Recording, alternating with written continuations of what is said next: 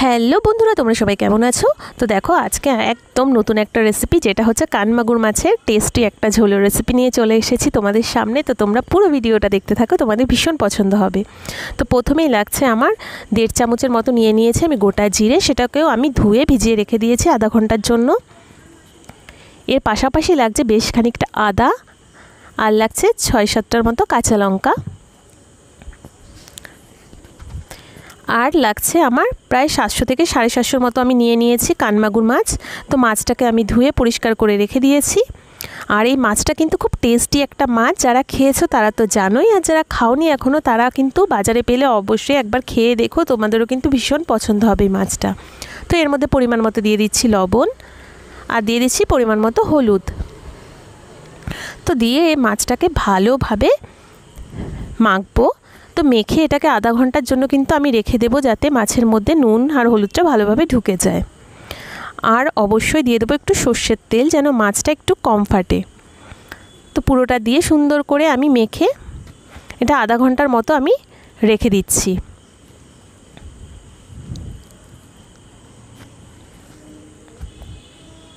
তো এর পাশাপাশি দেখো মশলাটা আমি করে নেব। তো মশলার জন্য আমি 1.5 চামচের মতো জিরে, যেটা ভিজিয়ে রেখেছিলাম, সেটা মিক্সিং জারে দিয়ে দিচ্ছি।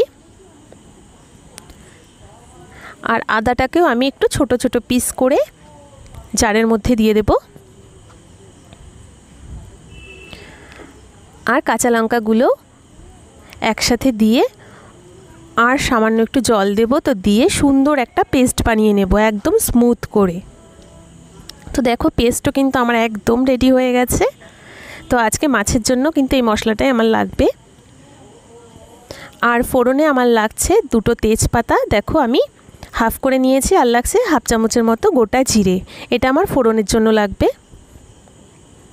আর আমি ডুমো ডুমো করে 3টের মতো আলু দেখো এইভাবে গোল গোল করে কেটে নিয়েছি। তো আলুটাকেও কেটে ধুয়ে আমি রেখে দিয়েছি। তো চলো এবার রান্নাটা শুরু করি। তো দেখো ম্যারিনেট করা মাছটাকে আমার আধা ঘন্টা পর আমি এবার কড়াইটাকে গরম করে এর মধ্যে বেশি করে দিয়ে দেব সর্ষের তেল। তো তেলটাকেও কিন্তু ভালো করে গরম করে নিয়েছি। এবার এক এক করে মাছগুলোকে তেলের মধ্যে ছেড়ে সুন্দর করে লাল লাল করে ভাজবো। তো মাছটা ভাজতে ভাজতে আবারও বলে দিই, আমার সমস্ত বন্ধুরা তোমরা আমার ভিডিওগুলোকে দেখতে থেকো, লাইক করো, কমেন্ট করো, শেয়ার করো। আর হ্যাঁ, অবশ্যই ভিডিওগুলো দেখার পর আমার চ্যানেলটাকে যারা এখনও সাবস্ক্রাইব করোনি, আমার নতুন নতুন বন্ধুরা অবশ্যই চ্যানেলটাকে সাবস্ক্রাইব করে দিও প্লিজ, কারণ তোমাদের সাপোর্টের কিন্তু আমার খুব প্রয়োজন। আর আমাকে সাপোর্ট করে যেও আর আমাকে একটু ভালোবেসো। তো দেখো মাছগুলো কিন্তু আমি এপিট ওপিট করে সুন্দর করে লাল লাল করে ভাজবো। একটু ঢেকে ঢেকেই অবশ্য ভাজছি আমি, কারণ এই মাছটা কিন্তু ভীষণ ফাটে, ওর জন্য ঢেকে ঢেকেই ভাজতে হবে। তো দেখো এইভাবে করে দ্বিতীয় ব্যাচের মাছগুলোকেও আমি ভেজে নেব। তো এক এক করে আমার সমস্ত মাছগুলো কিন্তু ভাজা কমপ্লিট হয়ে গেছে। আর আমি ঠিক এই রকমভাবেই কিন্তু একটু কড়া করে ভেজে নিয়েছি মাছগুলোকে। কড়াইয়ে আবার দিচ্ছি সামান্য করে সর্ষের তেল। তো তেলটাও দেখো আমার গরম হয়ে গেছে। ফোড়নে এবার তেজপাতা আর গোটা জিরেটাও আমি একসাথে দিয়ে দিচ্ছি। তা ফোড়নটা যখন একটু ভাজা ভাজা হয়ে যাবে, সুন্দর একটা সেন্ট বেরোবে, তখন আলুগুলোকে এর মধ্যে দিয়ে দিচ্ছি। তো দিয়ে নেড়ে ছেড়ে এর মধ্যে দিয়ে দিচ্ছি পরিমাণ মতো হলুদ, আর স্বাদ অনুযায়ী অল্প করে একটু লবণ। তো নুন হলুদটা দিয়ে আলুটাকেও আমি কিন্তু সুন্দর করে লাল লাল করে ভাজবো। মোটামুটি 3-4 মিনিটের মধ্যে দেখো আমার আলুটাও কিন্তু লাল লাল করে ভাজা হয়ে গেছে। এই মুহূর্তে আমি যে মশলার পেস্ট করে ধুয়েছিলাম, সেই পেস্টটাও কিন্তু আলুর মধ্যে দিয়ে দিচ্ছি। আর দিয়ে দিচ্ছি সামান্য করে একটু জল। তো পুরোটাকে একটু নেড়ে চেড়ে নেব ভালোভাবে। এবার দিচ্ছি পরিমাণ মতো হলুদ, স্বাদ অনুযায়ী লবণ, আর 1 চামচের মতো, 1 চামচের থেকে একটু কমই দিয়ে দিচ্ছি লঙ্কার পাউডার। তো দিয়ে পুরোটাকে সুন্দর করে মিশিয়ে আমি এটাকে ঢেকে ঢেকে একটু কষবো। মোটামুটি 4-5 মিনিটের মধ্যে কিন্তু আমার কষানোটা একদম হয়ে যাবে, মিনিট 4-এর মধ্যে।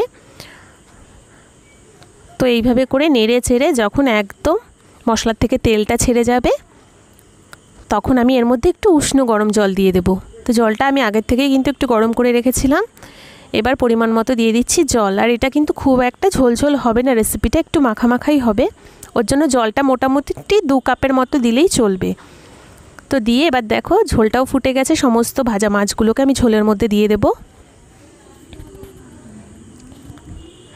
তো এবার পুরোটাকে একটু সুন্দর করে ঝোলের মধ্যে মাছগুলোকে ডুবিয়ে দিচ্ছি। এবার 4-5 মিনিট মাছটা ঝোলের মধ্যে ফুটলেই কিন্তু রেডি হয়ে যাচ্ছে আমার কানমাগুর মাছের ঝোল, যেটা খেতে কিন্তু দুর্দান্ত লাগে গরম গরম ভাতের সাথে।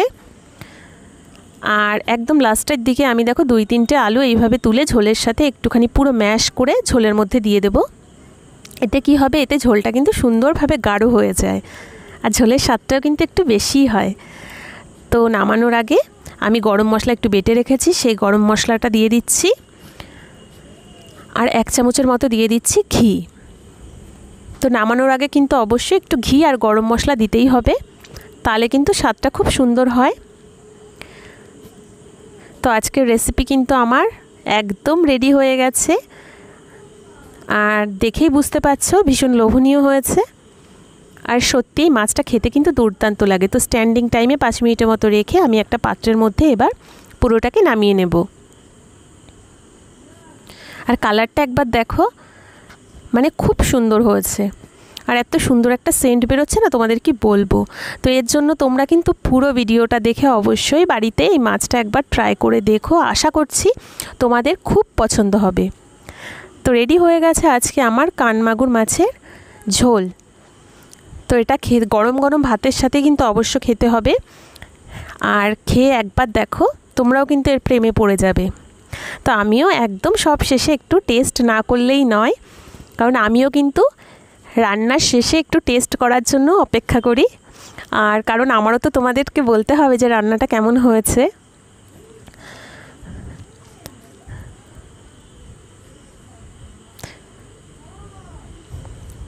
তো নিঃসন্দেহে রান্নাটা কিন্তু খুব সুন্দর হয়েছে।